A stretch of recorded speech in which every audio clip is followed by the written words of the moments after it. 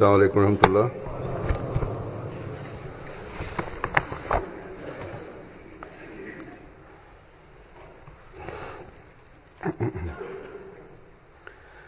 أشهد أن لا إله إلا الله وحده لا شريك له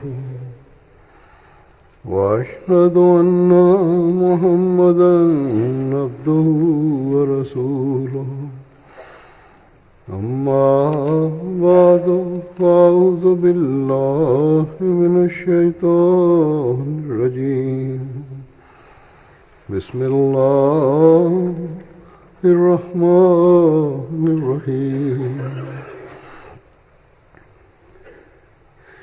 الحمد لله رب العالمين الرحمن الرحيم مالك يوم الدين إياك نعبد وإياك نستعين اهدنا الصراط المستقيم صراط الذين أنعمت عليهم غير المغضوب عليهم ولا الضالين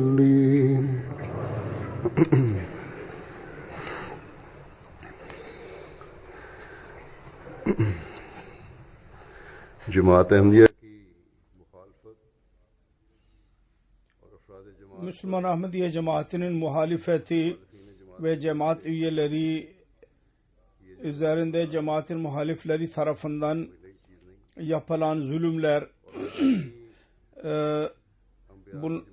bunlar bir günlük bir şey değildir. Peygamberlerin cemaatlerinin muhalefeti dahi yepyeni bir şey değildir.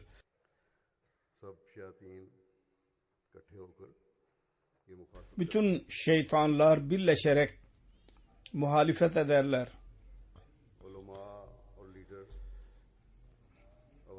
Ulemalar ve liderler amme insanların önünde çok tuhaf sözler, peygamberler ve onlara inananlara isnat ederler ve onu beyan ederler ve insanları kışkırtırlar. Nefret alevleri tutuşturulur, alevlendirilir. Yüce Rabbimiz Kur'an-ı Kerim'de şunu beyan ederek açıklamıştır. Yani her Resul'e muhalefet edilir. Hiçbir peygamber yoktur ki ona muhalefet edilmiş olmasın.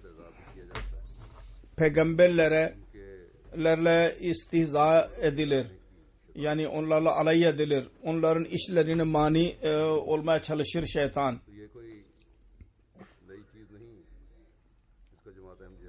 Bu yepyeni bir şey değildir ki Ahmediye cemaati bununla baş başa olsun. Yüce Rabbimiz Kur'an-ı Kerim'de şunu beyan ederek bir yerde şöyle buyurmuştur. وَكَذَٰلِكَ جَعَلْنَا لَكُلِّ نَبِيٍّ عَدُوًّا شَيَاطِينَ الْاِنْسِ وَالْجِنِّ يُوحِي بَعْضُهُمْ إِلَى بَعْضٍ زُخْرُفَ الْقَوْلِ غُرُورًا. Biz insanlar ve cinler arasından isyancıları her peygambere düşman yaptık. Onlardan bazıları diğerlerine uyduruk şeyler aldatarak birbirlerine söylerler. Yani aldatan düşünceler insanların kalplerine indirirler.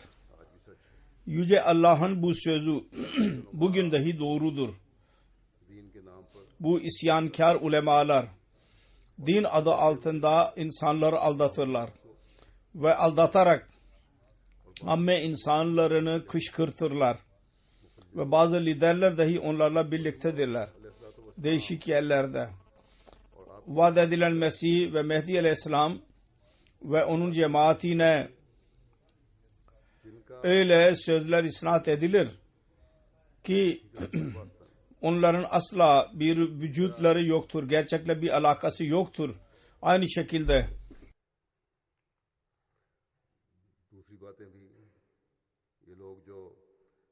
diğer sözler dahi cemaat hakkında söylerler yahut vaat edilen Mesih Aleyhisselam Aleyhisselatü Vesselam ile alay ederler. Bütün bunlar Yüce Rabbimiz Kur'an-ı Kerim'de beyan etmiştir. Yani peygamberlerle aynısı oluyor, aynısı yapılıyor. Yalan dahi söylenir, onlarla alay edilir. Kısacası bir imandan yana olan bu bir Ahmedi için, Ahmedi bir Müslüman için bu muhalefet ve bize eziyet vermeleri gerçek bir Ahmedi'nin imanını çoğaltır onun imanını. Hatta bazıları öyle dahi vardır ki biz şimdi Ahmediler üzerinde şimdi zulüm sona ermiştir ve şimdi biz karşılık vermeliyiz sertlikle. Biz ne zamana kadar eziyete başa kalacağız eziyetlerle. Birkaç kişi dahi olursa öyle insanlar, öyle gençler dahi vardır, insanların gençlerini zehirlemeye çalışırlar. Şöyle dahi derler. Biz kendi mutalibelerimizi kabul ettirmek için ve hürriyetimiz için maddi yollara başvurmalıyız. Bu cehalet sözleridir. Ve son derecede yanlış bir düşüncedir. Böyle insanlar hislere kapılarak şunu unutmuşlardır ki bizim temel talimatımız nedir? Vaat edilen Mesih Aleyhisselam bizden ne istiyor? Kendi cemaatine bu sıkıntılar ve musibetlere göğüs germek için Mesih Muhammed Aleyhisselam ne gibi nasihatlerde bulunmuştur? Yahut sempati göstererek bu insanlar cemaat içinde tefrike yaratmak isterler. Cemaat çoğaldıkça muhalifler dahi değişik yollarla saldırırlar. Değişik yollar denenir. Belki bu da onlardan bir tanesi olabilir. Yüce Rabbimiz vaat edilen Mesih Aleyhisselatü Vesselam'a zafer ve yardım ve ilerleme sözlerini vermiştir kendisine. Ancak şiddetin cevabı şiddetle vermekle değil, aksine sevgi ve dualara yönelmek vasıtasıyla. Ve budur vaat edilen Mesih Aleyhisselatü Vesselam bize sık sık bunu bize öğretmiştir. Cemaatin ilerlemesi ve düşmanların mahvolması dualarla olacaktır. Onun için kendi durumlarınızı Yüce Allah-u Teala'nın talimatına göre yaparak kendinizde takva yaratarak Yüce Allah-u Teala'nın önüne eğilin. Vaat edilen Mesih Aleyhisselam bir emniyet prensi olarak gelmeliydi ve geldi de kendisine inananlara ilk gün dahi söylemişti. Benim yollarım kolay yollar değildir. Çok sıkıntılar var bu yollarda. Burada hisleri dahi öldürmelisiniz, yok etmelisiniz ve can ve mal zararına dahi razı olmalısınız. Allah-u Teala'nın lütfuyla cemaat üyeleri bu yolda her çeşit özveri de bulunuyorlar. Ve geçen hutbemde de söylediğim gibi bana yazıyorlar. Düşmanın saldırılarından biz korkmuyoruz. Bizim imanımız eskisinden daha fazla kuvvetlenmektedir. Ancak eğer birisi bir iki kişi dahi öyle cemaat talimatı aleyhinde bir söz söylerse demek ki fitne yaratan bir şeydir. Ve düşmanı kendimiz aleyhinde daha da muhalefet yapma fırsatını vermek demektir. Özellikle bu sözler Facebook, Twitter yahut başka bir vasıtasıyla insanlara ulaştırılırsa, onun için biz bu talimatına göre amel ettik. Muhaliflerin zulüm ve barbarlığa mukabil biz zulüm ve barbarlık göstermemeliyiz. Öyle yapmamalıyız. Ve hükümetlerden dahi biz silahlarla onlarla karşı koymamalıyız. Bizim mukabilemiz dua silahları iledir. Söylediğim gibi Hz. Mesih Aleyhisselatü Vesselam bize bu talimat vermiştir. Eğer Yüce Allah'ın yardımı ve onun sevgisini kazanmak istiyorsanız düşmanın saldırılarına ve aşırılıklarına cevap aynı şekilde vermemelisiniz. Aksine sabır ve duaya yönelmelisiniz. Ancak o zaman biz başarıyı göreceğiz, başarıları. Bir yerde Mesih Aleyhisselatü Vesselam şöyle buyurmuştur. Farsça bir şiirini okudu. Aziza bakhluso sidk nakuşayen rah rah musaffa katra-i bayet kita gavhar şebet peyda. Ey azizlerim, hulus ve ihlas ve doğruluk olmadan insan başarıya ulaşamaz. Temiz bir damla olun ki odur temiz damla ki onunla inciler yaratılır. Mesih Aleyhisselam diyor ki ey benim dostlarım, benim cemaatime girmiş olanlar, Allah-u Teala bize ve size razı olduğu iş yapmayı nasip eylesin. Bugün siz azsınız ve alay ediliyorsunuz. Ve bir sıkıntı zamanı vardır üzerinizde. Allah-u Teala'nın sünnetine göre o da eskiden beri var olmaktadır. Her taraftan çaba sarf edilecek ki siz sendeliyesiniz ve her taraftan sıkıntıya maruz bırakılacaksınız ve birçok sözler dinlemeye mecbur olacaksınız. Her kim size diliyle yahut eliyle eziyet verirse o zannedecek ki İslamiyet'i yardım ediyor.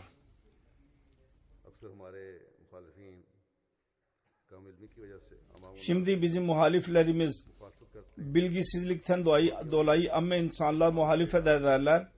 Mollalar onların beyinlerine şunu koymuştur.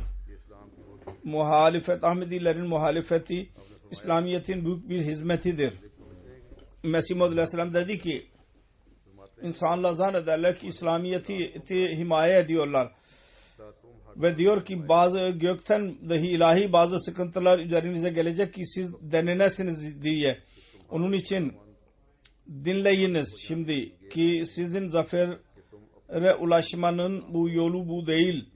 Ki siz kuru mantığınıza yöneliniz yahut mantık üzerine ya alay mukabele alay edin yahut sövme mukabil sövün. Çünkü eğer bu yollara başvurursanız sizin kalpleriniz katıleşecek ve aranızda yalnız sözler baki kalacaktır ki Allah-u Teala onlardan nefret eder ve tiksinir. Onun için öyle yapmayınız ki kendiniz üzerinde iki laneti toplayasınız. Birisi mahlukatın, öteki de Allah'ın. Demek ki biz bu talimata göre bağlı kalmalıyız ve bu hidayete bağlı kalmalıyız. Mesih Aleyhisselatü Vesselam onu bize vermiştir. Biz küfürlere mukabil küfürlerle vermemeliyiz. Fesadın cevabını dahi fesad yaratarak vermemeliyiz. Ve yasayı elimize almamalıyız. Sonra Pakistan ve diğer İslam ülkelerinde dahi eğer biz caiz olarak dahi kendimizi savunursak genellikle görülmüştür ki yasa bize yardım edeceğine zalimden yana oluyor. Mazlum Ahmediler, esirlerin onlar bırakılmıyorlar mahkemeler tarafından. Çünkü mahkemeler, hakimler, mollaların önünde bir şey yapamıyorlar, çaresizdirler. Molla mesaj gönderiyor hakime. Eğer sen bunu bırakırsan o zaman sen ne ile karşılaşacağını bil. Ve hakimler korkuyorlar. Başka bir tarihe erteliyorlar ve karar vermiyorlar. Onun için bize hiçbir kimse yardım etmeye razı değil. Ne yasayı koruyan ne de yasayı ileri süren, karar veren hakimler. Ülkede fesat çıkarmak bizim talimatımız değil. Demek ki bir tek yol vardır ki Allah-u Teala'nın kapısına yönelelim ve duaları sona erdirelim. Vaat edilen Mesih Aleyhisselam şöyle buyurmuştur. Dualar ve onun kabul edilişi zamanı arasında, aradaki zamanlarda birçok defa sıkıntı üzerine sıkıntı gelir. Ve öyle sıkıntılar dahi gelir ki insanın belini kırarlar. Ancak mustakil mizaçlar, fıtrat-ı said olanlar bu sıkıntılarda ve zorluklarda dahi Allah-u Teala'nın rahmetinin kokusunu alır ve firaset gözüyle bakar ki bundan sonra yardım gelecek. Bu sıkıntıların gelmesinde bir sır vardır. O da şu ki dua için coşku çoğalır. Çünkü her ne kadar ızdırap ve sıkıntı çoğalırsa o derecede ruhta bir yumuşaklık olur ve bu da duanın kabul edilişinin yollarından bir tanesidir. İnsanın kalbi ağlayacak ve bu durum böyle olunca Yüce Allah-u Teala dua için bir ortam yaratmakta olur. Demek ki sıkıntıya girmemelisiniz ve sabırsızlık göstermemelisiniz ve Allah-u Teala hakkında kötü zanda bulunmamalısınız. İşte budur bizim görevimiz. Şüphesiz Allah Mesih Muhammed Aleyhisselatü Vesselam'a verdiği sözleri doğru sözler vermiştir ve şüphesiz Allah-u Teala duaları dahi kabul eder. Aramızdan her birimiz kendimizi muhasebe etmeliyiz. Ben acaba duanın derecesini yükseldin mi ki Allah-u Teala onu bizden istiyor? Biz maddi yollara göreceğimize kendi ruhumuzu öyle bir duruma götürdük mü ki orada dua kabul edilir? Bu yüksek seviyeleri Allah bilir ancak. Biz çaba sarf edersek de bilemeyiz. Onun için birisi diyemez ki evet biz o seviyeye ulaştık. Sonra ama yine de bir şey elde edemedik. Dualarımız kabul olmadı. Demek ki bizim görevimiz, biz bilmiyoruz. Seviyeyi Allah bilir. Bizim görevimiz sabır ve dua ile Allah-u Teala'nın kapısına yönelmektir. Eğer birisi aramızdan birisi sabırsızlık ederse kendisine zarar verecek. Sıkıntı içinde olanlar, özellikle Pakistan'dakiler, onların çoğu sabır ediyorlar ve dua ediyorlar ve imanları dahi kuvvetlidir, sağlamdır ve uzakta olanlar ve zahiri sıkıntılardan korunmuşlardır. Onlar genellikle çok sözler söylerler. Onun için onların dahi onlar için gereklidir. Eğer kardeşlerini seviyorlarsa Allah-u Teala'nın kapısına yönelin.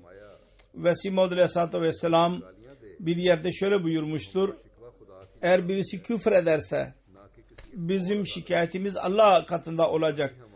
Başka bir mahkemede değil. Ve bununla birlikte insanın sevgisi bizim görevimizdir. Küfür ederek dahi bir sevgi göstermeliyiz. Onun için aramızdan her birimiz direkt olarak sıkıntı devrinden geçiyor mu, geçmiyor mu? Sabır etmeli ve duaya yönelmeli. İmanın alameti de budur. Hz. Akdes Mesih Muhammed Aleyhisselatü Vesselam bu sözü beyan ederek ki kendisiyle birlikte yürümek asan bir şey değildir diyor. Şöyle diyor. Eğer birisi benim adım ile yürümek istemiyorsa benden ayrılsın. Ben bilmiyorum ki kim hangisi korkunç ormanlar arada vardır ki ben onları kat etmeliyim. Onun için ayakları nazik olanlar niye benimle musibete giriyorlar? Benimle olanlar benden ayrılamazlar. Ne musibet ile ne de insanların küfür etmeleriyle ne de gökten gelen iptilalar ve denemelerle. Ama benim olmayanlar boşu boşuna dostluk kuruyorlar. Çünkü onlar ayrılacaklar pek yakında ve onların arkadaki durum birinci durumdan daha kötü olacaktır. Biz depremlerden korkabilir miyiz? Biz Allah-u Teala'nın yolunda belalardan korkacak mıyız? Sıkıntılardan biz sevgili Rabbimizin bir denemesinden ayrılabilir miyiz? Hayır, asla. Ancak onun lütfuyla ve onun rahmetiyle ancak. Onun için ayrılanlar ayrılsınlar. Onlara veda selamı onlara olsun. Ancak kötü üzerinde bulunmak ve alakayı kesmekten sonra başka bir zaman eğilirlerse o eğilmenin Allah katında bir manası, değeri olmayacaktır vefalı insanların olduğu gibi. Çünkü vefasızlık göstermek büyük bir lekedir. Sonra şunu beyan ederek bir müminin takvasının seviyesi çok yüksek olur ve düşmanlar tarafından sıkıntılara rağmen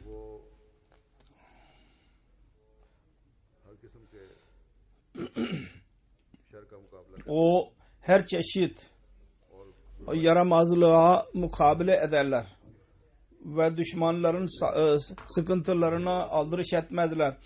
Diğerler tarafından sıkıntılara rağmen onların aflarını, günahlarını affetmek için razı olurlar. Fesat çıkartmazlar.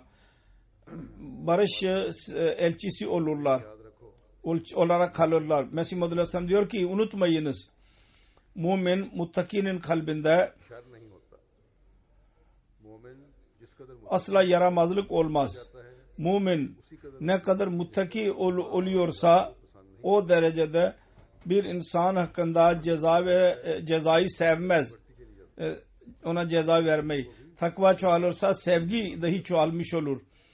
Düşmana dahi ceza vermeyi ve sıkıntıya sokmayı sevmez. Müslüman hiçbir zaman kin tutmaz. Gerçek Müslüman hiçbir zaman kalbinde kin bulunmaz. Evet, diğer kavimler öyle kin tutabilirler ki onların kalpleri başkasının sözünü dahi kin onların kalbinden çıkmaz ve öc almak için daima çaba sarf ederler. Fakat biz görüyoruz ki bizim muhaliflerimiz bize karşı ne yaptılar? Hiçbir sıkıntı ve eziyet verebileceklerini verdiler bize. Ancak yine de onların binlerce hata affetmeye biz daha hala razıyız. Onun için siz benimle bir alakalı olanlar unutmayınız. Siz her bir kimseyle ya sevgi gösterin hangi dinden olursa olsun ve din ve kavim ayrılığı yapmadan her bir insana iyilik yapın. Diğer Müslümanlar onların bir lideri yoktur ve bundan dolayı onlar içinde fesat vardır, bozukluk vardır ve takvadan uzaklaşıyorlar. Ancak biz Ahmedi Müslümanlar Allah-u Teala bize bir lider Mesih Muhammed Aleyhisselatü Vesselam şeklinde vermiştir. Bizim her amelimiz İslami talimata göre olmalı. Ve bizim her sözümüz takvaya dayalı olmalı. Gelip geçici coşkularla biz daima korunmalıyız. Onlardan uzak durmalıyız. Kalplerimizi daima araştırmalıyız. Orada ne kadar takva vardır. Sonra şunu beyan ederek ki takva nedir? Ve gerçek takvanın alameti nedir? Ve bir iyi ve muttaki ne gibi gösterişte bulunmalı? Mesih Maud Aleyhisselatü Vesselam şöyle buyurmuştur. Gerçek takva ile birlikte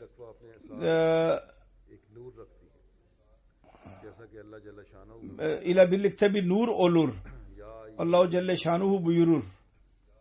Ya eyyühellezine amenu in tattakullaha yec'al lekum furkanen ve yukaffir ankum seyyiatikum ve yec'al lekum nuran tamşuna bihi. Ey iman edenler, eğer siz takvaya bağlı kalırsanız ve Allah için takva daha müstakim olursanız, kuvvetli olursanız, Allah-u Teala sizinle yabancılar arasında bir fark yaratacak. O fark şudur ki size bir nur verilecek. Siz o nur ile bütün yollar üzerinde yürüyeceksiniz. O nur sizin bütün işleriniz ve sözleriniz, her amel ve her sözünüz, her işinizi ve her sözünüzü nur haline getirecek. İşleriniz ve sözleriniz ve kuvvetler ve hasselere girecek o nur. Sizin aklınızda dahi nur olacak. Sizin bir yaptığınız planda dahi nur olacak. Gözlerinizde dahi nur olacak. Sizin kulaklarınız, gözleriniz, kalbiniz ve her iş ve duruşta nur olacak ve yürüdüğünüz yollarda daki yollar nur dolu olacaktır. Kısacası sizin ne kadar yolunuz, sizin sözlerinizin yolları, sizin havasınızın, hasselerinizin yolları, onların hepsi nur ile dolacaktır. Yani el, ayak, beden neyi hareket ettirirseniz nuru elde etmek için ve nuru yaymak için olacaktır. Sizin düşünceleriniz yalnız nur yayan olacaktır ve nur ile dolacaktır ve siz başlı başı nur içinde yürüyeceksiniz. Onun için eğer bizim sözlerimizde diğerler gibi akıldan uzak olarak yalnız coşku olursa bu takva değildir. Bizim amelimiz eğer İslami talimata göre değil ise bu takva değildir. Bizim sözümüzde ve işimizde eğer Allah-u Teala'nın nurunun belirtisi yoksa biz kendi takvamıza aldırış etmeliyiz. Kötü durumda eğer bir zamanın imamının verdiği sözlere ve hidayetlere amel etmiyorsak biz o nurdan uzaklaşacağız. Ki Allah-u Teala tarafından bu itaat neticesinde bize verilmeliydi o nur. Onun için önce kendimizi muhasebe etmeliyiz. Eğer bizim takva seviyelerimiz o kadar yükselmiştir ki orada biz Allah-u Teala'nın nurunu görebiliyoruz.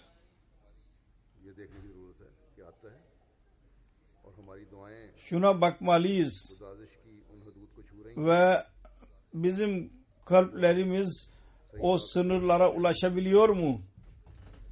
Ki asıl dua eden için olmalı.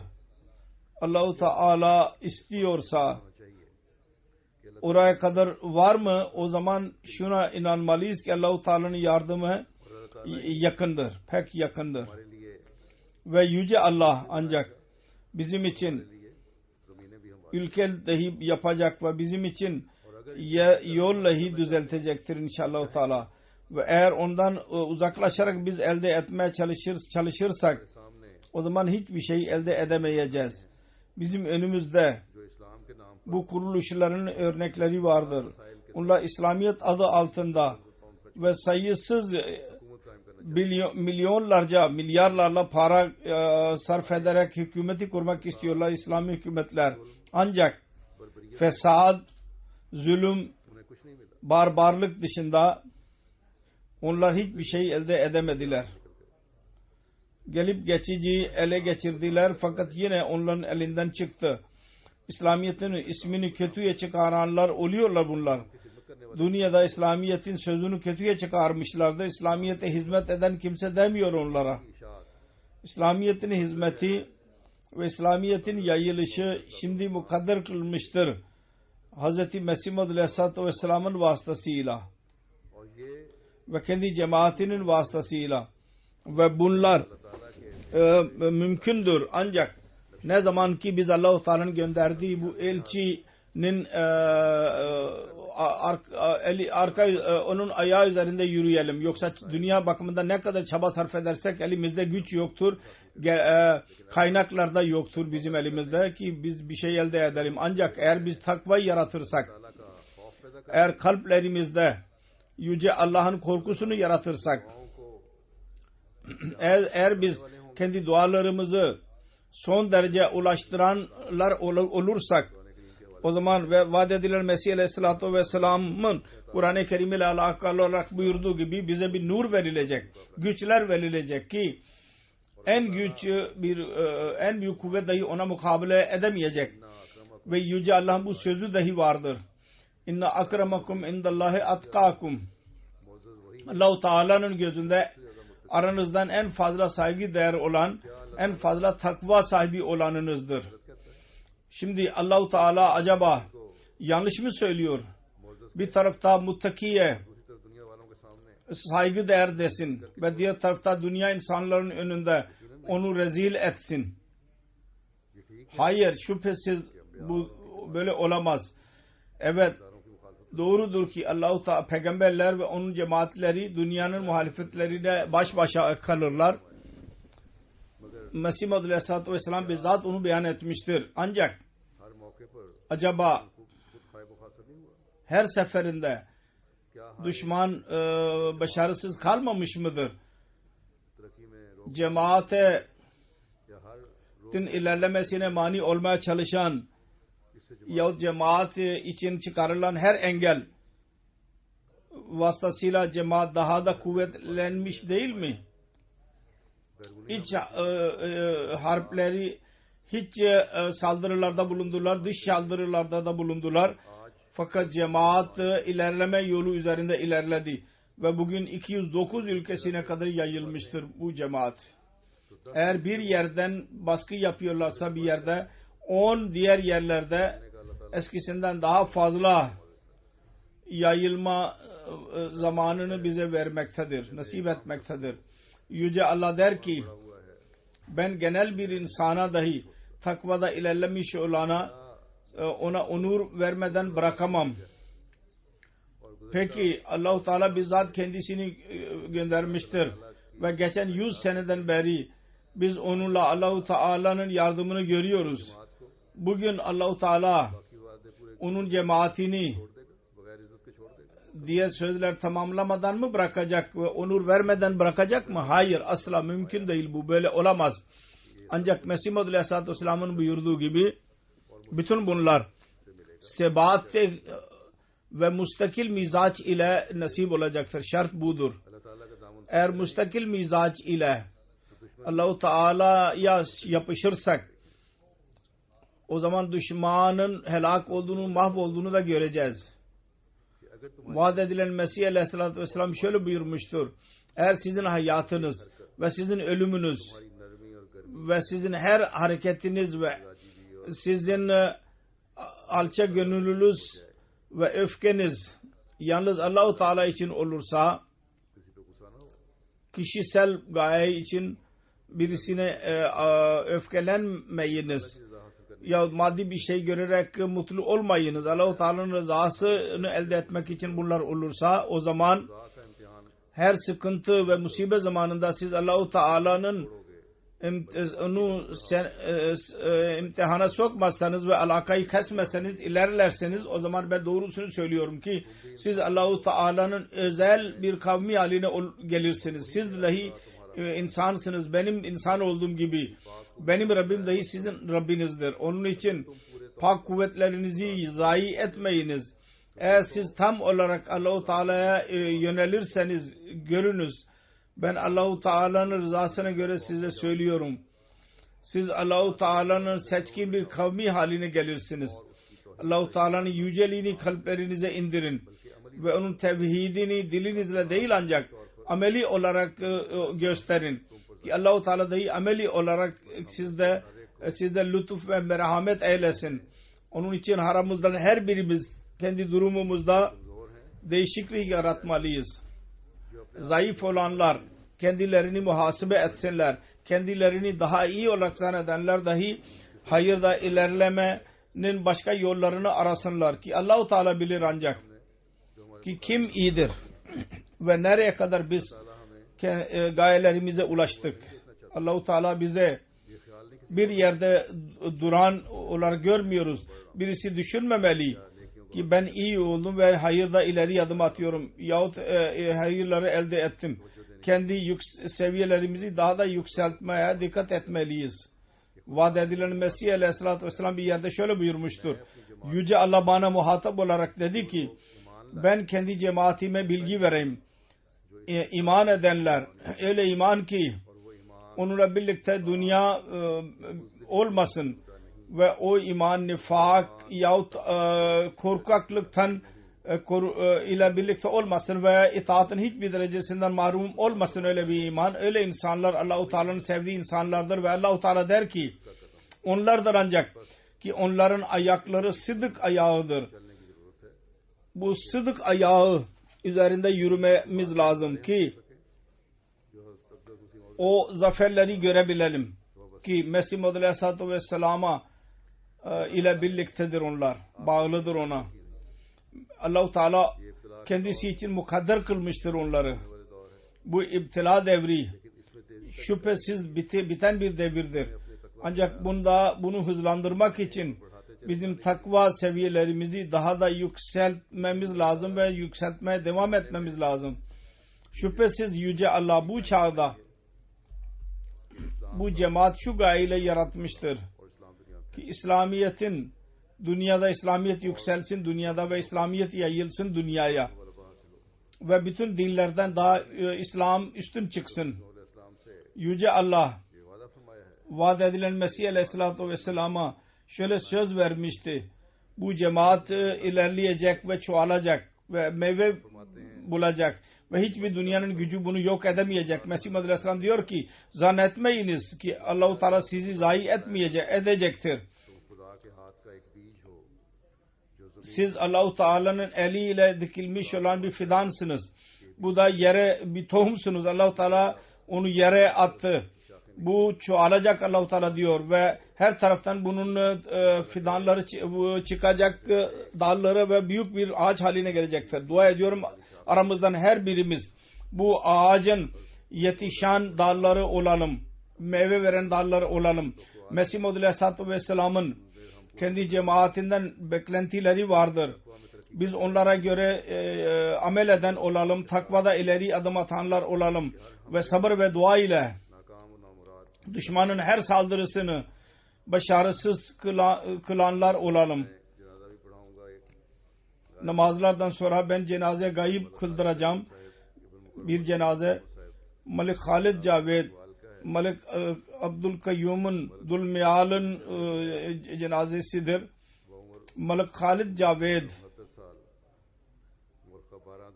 69 yaşında 12 Aralık 2016 senesinde Dulmiyal Çakval ilinde vefat ettiği kalp krizi geçirerek inna lillahi ve inna ileyhi raciun.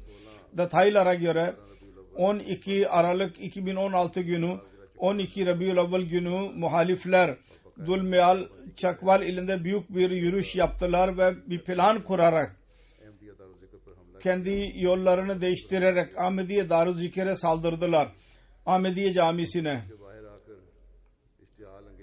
ve camiden dışarı orada naralar attılar ve taşlar attılar ve o kapısını kırmaya başladılar.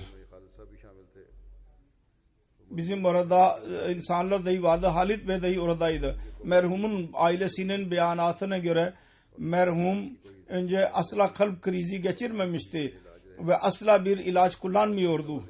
Hiçbir zaman tedavi altında kalmadı. Vefatından önce bir şeyi tekrar ediyordu durmadan. Muhalifler saldırıyorlardı.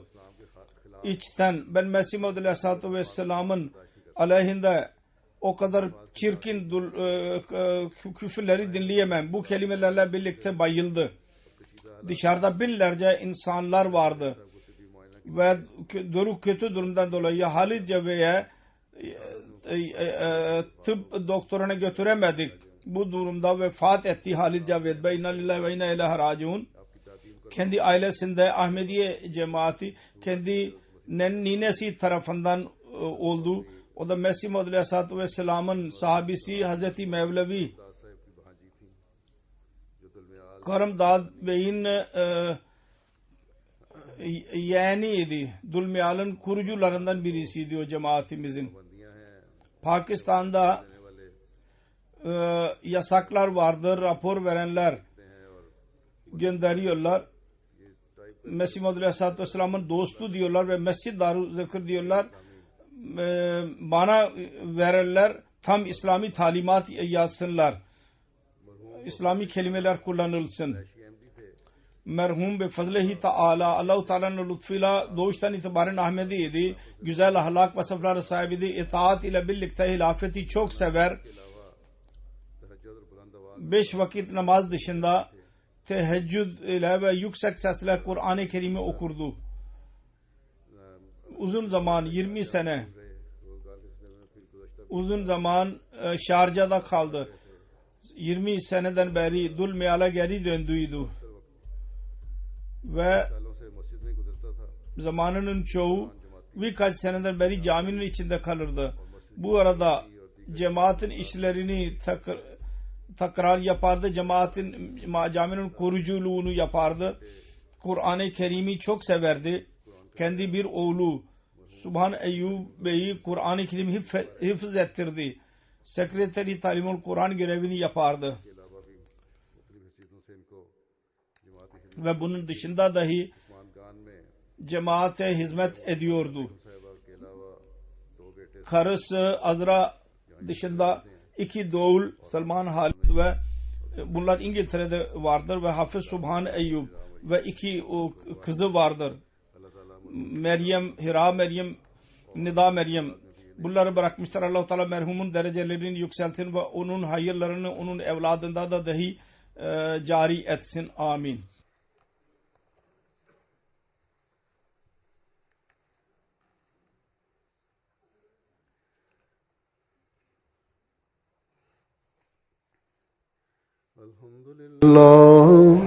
Elhamdülillah nahmaduhu ve nesta'inuhu ve nestağfiruhu ve nu'minu bihi ve netevekkalu aleyhi ve na'udzu billahi min şururi enfusina ve min seyyiati a'malina.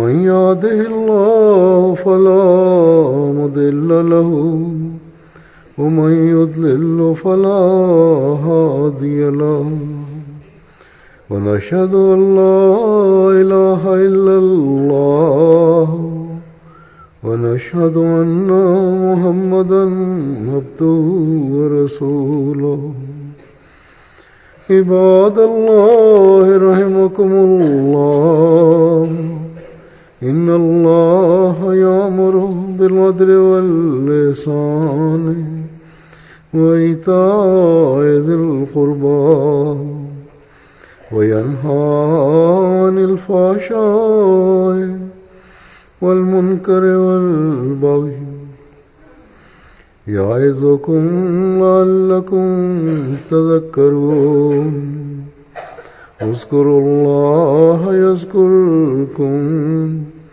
وادعوه يستجب لكم ولذكر الله أكبر.